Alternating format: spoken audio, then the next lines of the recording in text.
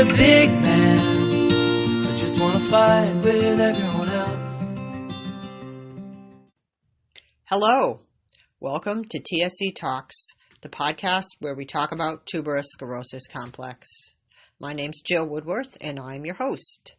This is episode 16, and it's a great story that I have to share, though painful, that a baby had to be diagnosed with tuberous sclerosis complex, and that baby happens to be Cameran Wilson, and her mother, Meghan Wilson, is here to talk to me. I was recently in D.C. for the Marine Corp Marathon, and Meghan Wilson was there with her entire family and many members of her family running the Marine Corp Marathon as part of TeamTSC as well as part of TeamCamBam. So when Cam was diagnosed, the family really came together to raise awareness and funds and just support the family. And so it's a moving story that she is going to share with us, but also an inspiration in hope and love. And I just can't thank her enough. And it was great to be involved with this event in DC with the TS Alliance and TeamTSC. So if you want to get involved in the endurance events with the TS Alliance, look them up. And without further ado, I welcome Meghan to talk about TeamCamBam and Cameran. Take it away, Meghan. Meghan Cronin Wilson, and she is my guest for today's episode of TSC Talks.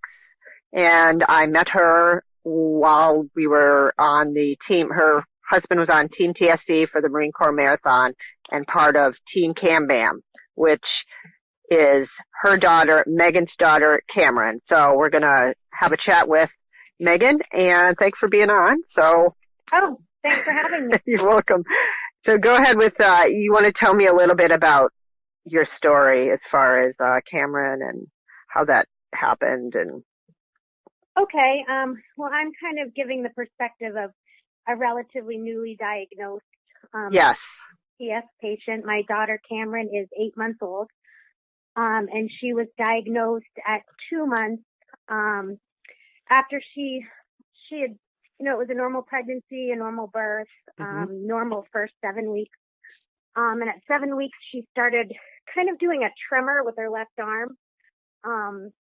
On a Wednesday, she did it once. My mom noticed, brought it up to me, and I hadn't never noticed it before. I noticed that night, and then on Thursday noticed it a couple times. Friday brought her to the pediatrician, who sent us to a neurologist the following Tuesday, who sent us to get an EEG right away. They said they thought maybe she'd had a stroke, which seemed like terrible news at the time. Oh, goodness. But looking back on it, it probably wouldn't have been that bad. She had an MRI, and the doctor came in and said, the only good news I have for you is that you live in Boston, and there are, really excellent doctors here for this. So, wow. We were at Mass General like an hour later, and I feel like sometimes the podcast I've listened to, this is a Dr. Teal kind of fan club, and we're in that club. We were in her office the next week, and that's where we've been getting our care. That's great. It's not great that Cameran has TSC, and it sounds very heavy and traumatizing to hear it that way, like just straight out like that. Though, I don't know. There's no good way to say it, because you could tell his voice was kind of trembling, and the first thing he said was, he also said, "Don't look it up." But I'm like a Google person, so I had already, when he said it, I had already read about it, so I knew. Oh, you had already read about it. Because she was born with these two tiny, tiny, tiny spots on her legs. So you were like thinking like any possible, go ahead. So when she was having seizures, or when we thought she was having seizures over that weekend, it was a long weekend, I had kind of read about when you put in infant, seizures. Yep. This is one of the that comes up. So when I saw that it had skin manifestations, I thought, okay. But I knew they weren't infantile spasms, so I thought, oh God, I'm glad it's not that. And then that's what it was. So. Okay, so it was spasms. She's never had infantile spasms. Oh, okay. No, I said. Oh, you mean it was the tuberous sclerosis? Yes, sorry. Yeah. Gotcha. Because that's what I thought. So from there. From there, my husband and I spent 3 nights sleeping together on one of those single pull-out chairs in her room at Mass General. Oh goodness. With a roommate, and I realize now that's probably not allowed, but I think they just felt so bad for us. It was a real blow. Yes. Yes. I'm a crier too, so. So am I. So from there, her seizures kind of stopped with her first dose of Keppra. Okay. Which was great. Yes. For 2 weeks it was great. And then they came back. And we were kind of chasing it with a newborn baby. She was gaining so much weight so fast, and the dosing of the medicine, she kept outgrowing the dose, and we chased it till June, so a couple months. And then in July, it just kind of, my God, it took off. She was having them every 15 minutes. Oh my gracious. And I think it was a side effect of one of her medications that she was on. As we were going up in the dose, the seizures were kind of getting worse. What was the med? It was Onfi. Onfi. Okay, right. I think we chatted about that. Mm-hmm. So when they finally gave her a new, a blast on the dose, and they got noticeably worse overnight, that's when Dr. Cheel kind of said, let's stop the Onfi.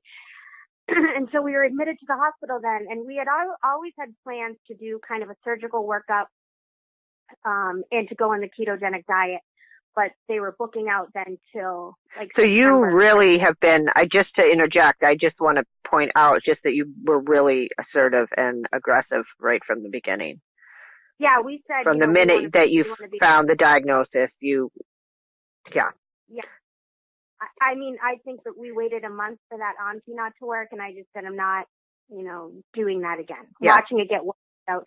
I always need an appointment or something that just makes me feel like I'm doing something. I hear you. I do. 2 months from now, at least I know I have that appointment, and, that's something. So it is something.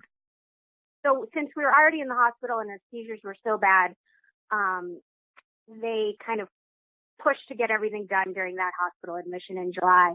So she went on the ketogenic diet, had her 72-hour EEG, and did all that. And then they sent us home with her seizures being worse. And at first I was, oh my God, you're sending us home, but they can't keep us there just for that. Right. This is kind of how it was going to be. And so they said, you got to give the diet a chance. It can take a long time, they said, for it to get better. Yeah. So for, 2 weeks, it was bad. And then it just slowly started getting better. 18 one day, 15 the next, 12 the next. Now, do you track them with a seizure tracker app, or do you? Not with the app. No, we tracked them in the book they gave us at the hospital. Okay. And we don't do our ketones, but that's kind of what the book. Right, I remember that. And for the keto diet is a high fat. It's mostly fat. Yep. And we wanted to do it now because she was a baby. And if it was going to work, we would do it with formula and not mess around with, making a toddler eat, That's how we did it. Let me tell you. Yeah. So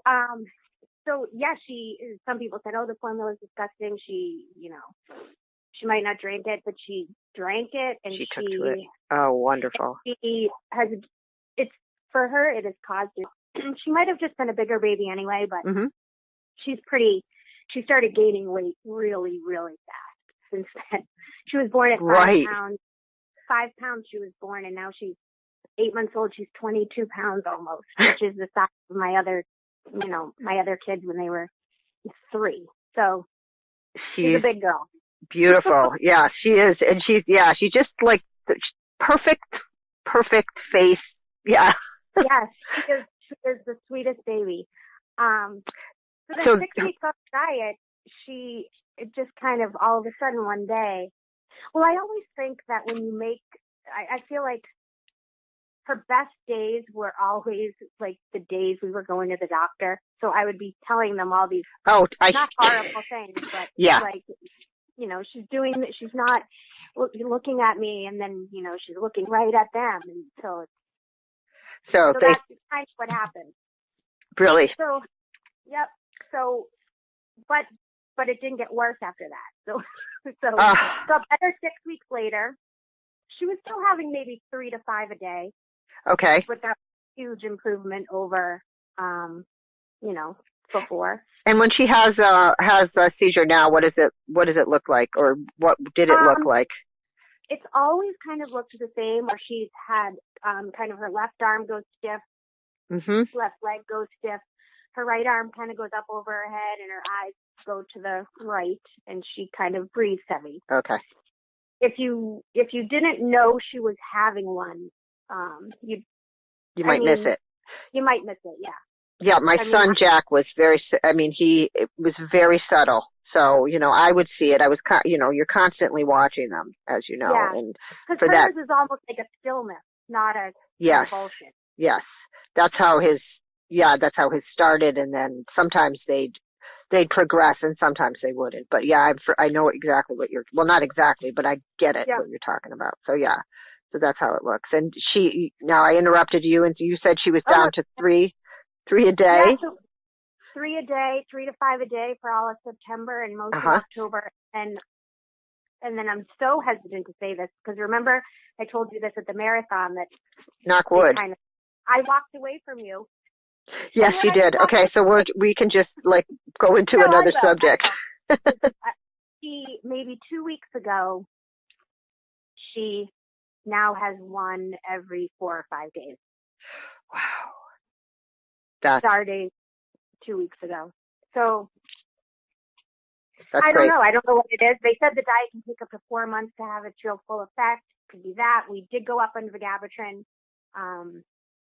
Yeah, you never know what exactly it is. I mean, we switched to all Fiji water. I don't know if that is like a live pill, but doing it. So I don't know. That's really good.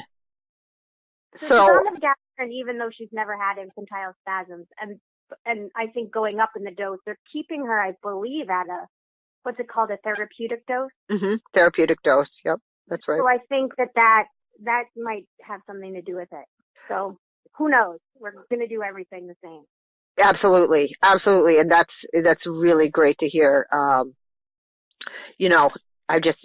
so happy when I hear that it's working. I mean, I know I'm not naive enough to think that, this is it, but I've realized like any day with none or one those are the days you have to celebrate. Oh, yes. The bad days are probably, I'm like, her best days are always right before her worst days. Yes, and it seems like when, in my experience, just those periods of when they're infants are so, that's what the seizures seem to, that's when they're just really hard to control, really hard to get on top of. And if you are getting control then, as they grow and the brain, I don't want to say calms down, and this is like such lay philosophy, but it seemed like it just got easier with the seizure aspect of tuberous sclerosis as kids got older. So hopefully, I hope so. Yeah, and don't quote me on that in any way. It's everybody, and that's what it is with tuberous sclerosis. No two kids are exactly the same. So, and when she was having so many, I mean, this summer and this spring, it was just every thought. It was in every thought in my head every day, all day long. Like, even if I was, not, it just kind of weighed on everything. Yep.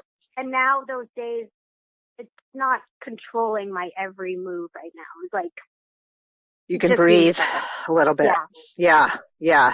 So I hear you. I do.